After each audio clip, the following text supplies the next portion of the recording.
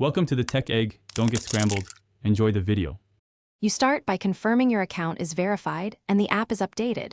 This avoids payment blocks.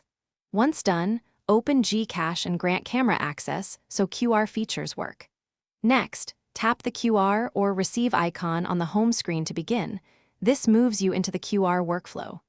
You do this now because the app will generate a unique code tied to your wallet, ensuring funds go directly to your account. Once you're in the QR screen, select Generate or Receive and confirm which wallet or currency to use. This ensures the payment routes correctly. Then type the exact amount and an optional reference note so the payer knows what it's for. Make sure to set any expiration or payment limits if offered. This protects you against stale requests. Finally, preview the QR to verify amount and note before confirming, because the generated code ties directly to your Gcash ID and balance.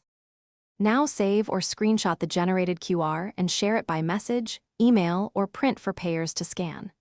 Ask the payer to use Gcash Pay QR and to confirm the exact amount before sending, then watch for the incoming transaction notification.